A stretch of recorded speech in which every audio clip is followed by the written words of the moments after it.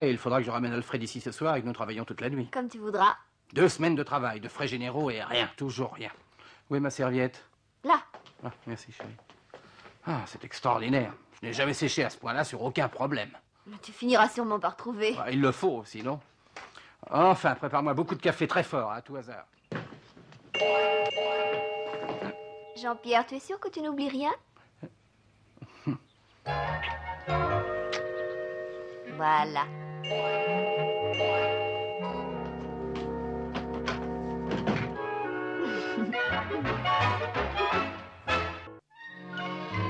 Savoureuses, légères, croustillantes, les pommes frites Kingsley sont vraiment dignes des têtes couronnées de ce monde. Qu'est-ce que tu en dis?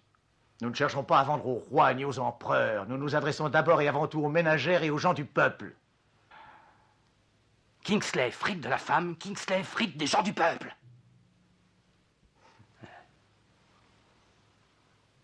Attends, ça y est. Kingsley, produit neuf qui plaît aux nouvelles générations. Mais la tradition Kingsley plaît à la vieille garde. Dire que c'est le même homme qui a fait connaître les potages Caldwell au monde entier. Vraiment, c'est consternant. Ça y est, Alfred, j'ai une idée, j'ai trouvé. Écoute ça. Si vous ne digérez pas bien les frites des autres, c'est parce que vous les mangez vite. Avec Kingsley, c'est autre chose. Parce que vous les dégustez, vous les digérez bien. Hein? Où trouves-tu le courage de débiter des âneries pareilles avec cet enthousiasme? C'est toujours d'autant plus d'enthousiasme que je suis désespéré. Oui, j'ai remarqué ça. Chaque fois que tu bondis et te mets à crier, c'est que tu vas lâcher une bombe. Pourquoi ne pas laisser tomber et faire un autre essai ce soir chez toi, hein? Laissez tomber un paquet de frites Kingsley chez vous, c'est la veine que nous vous souhaitons. C'est pas original, ça? Ah, si. C'est réellement excellent. Oh, bah, je ne sais pas ce que j'ai. Mais mon cerveau refuse de fonctionner normalement. Alors détends-toi, pense à autre chose. Tu cours à la saturation complète. Ah oui, c'est vrai ce que tu dis. J'ai l'impression d'avoir des crampes dans la cervelle. Va prendre quelques heures de repos chez toi, et je suis persuadé qu'après le dîner, tu vas brusquement te mettre à déborder de toutes sortes d'idées originales. La reine des... Chut. Ce soir, hein?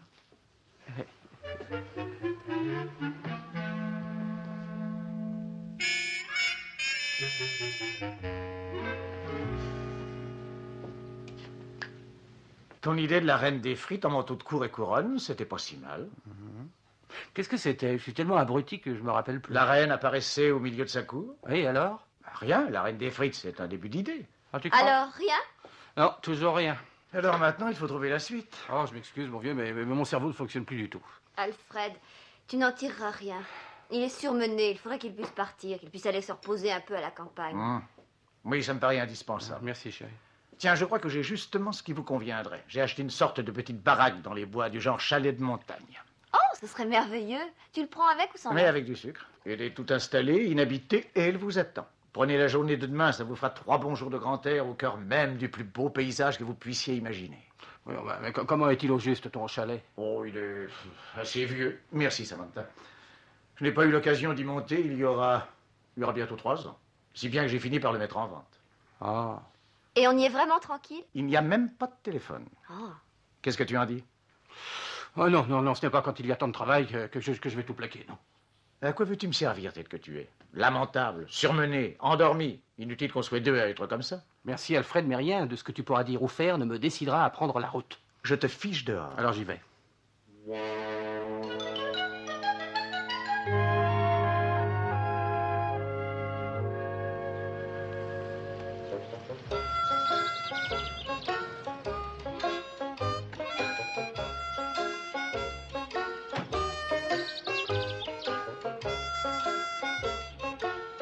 Nous y voilà.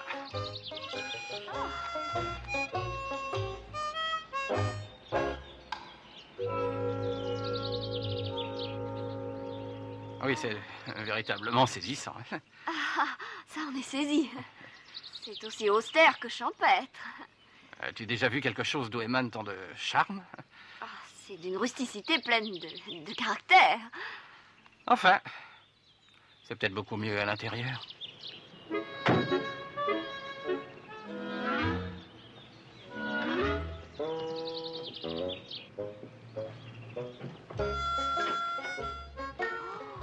Oh là là. Oh, mais c'est un désastre.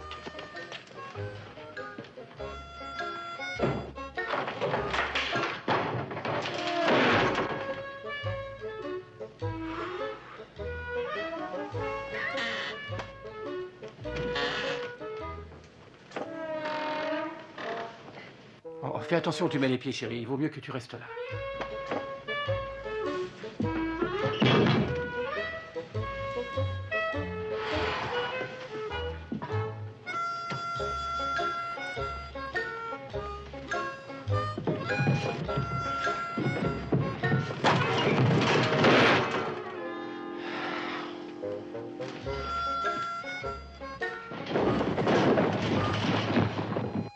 Enfin, te revoilà, chaumière de mon enfance. Dire que ce salaud d'Alfred a eu le courage de nous faire ça parce que je ne trouvais pas d'idée géniale. C'est une raison pour nous condamner à la déportation forestière? Jean-Pierre. Jean-Pierre, et si je... Non. Oh, pourtant, dans un cas pareil... Non, Samantha, pas de magie. N'allons pas recourir à la sorcellerie chaque fois que nous avons un petit embêtement. Ce serait pour le moins contraire à l'ordre normal des choses. Je pense que tu le comprends, non? Viens par là. Ah, bah, ça arrange tout. Il ne nous manquait plus que ça. Dis-moi, chérie, m'autorises-tu à te faire une proposition qui n'a rien de sorcier? Vas-y, je t'écoute. Et si on rentrait à la maison? Oui, d'accord. Non, mais attends. Il vaut mieux s'assurer d'abord que les routes sont praticables avant de s'embarquer. Rappelle-toi qu'Alfred a dit qu'il n'y avait pas de téléphone ici.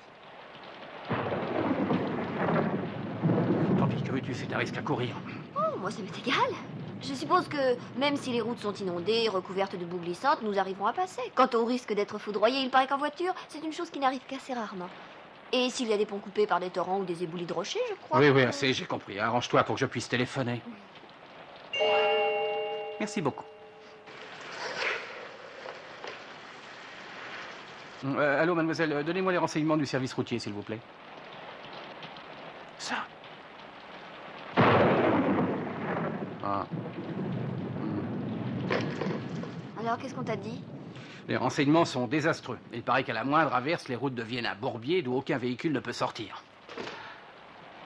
En tout cas, je ne veux pas te faire courir de tels risques, surtout dans ton état. Tu as froid, mon cœur? Ah, bien sûr, un feu dans la cheminée, ça serait chic. Ouais, faut se faire une raison.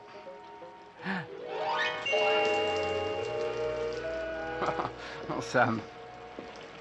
Tu n'as donc pas le moindre remords à la pensée qu'en ce moment même, tant de scouts frottent un bout de bois sur une pierre dans l'espoir d'arriver à ce résultat. Oh, ils font ça, c'est une drôle de méthode. Voilà, regarde comme c'est beau maintenant. Je crois que c'est le moment ou jamais de faire des travaux de décoration. Le moment de faire quoi? Tiens, par exemple, ce vieux fauteuil tout abîmé. Il est mieux comme ça, non? Tu trouves pas, chérie? Samantha! Tu as raison de ne pas être content, c'est du bricolage ce que je fais là. Je t'interdis de continuer. Ce qu'il faut, c'est tout faire en une fois. Ah non, ce n'est pas ce que je veux dire. Allons, sois raisonnable. Tu es surmené, déprimé, et tu as vraiment besoin de prendre un peu de vacances. Or, je doute que tu veuilles les passer dans cette espèce de taudis délabré, moisi et aux trois quarts en ruine. En l'occurrence, chérie, il ne s'agit pas de moi. C'est pour toi que je me fais du souci. Oh, bah dans ce cas, je n'hésite plus, allons-y.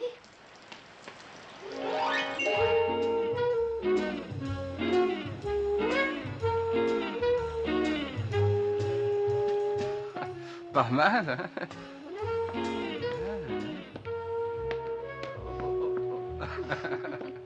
Une future mère a bien droit à quelques privilèges, non? Et à quoi a droit un futur père? Oh,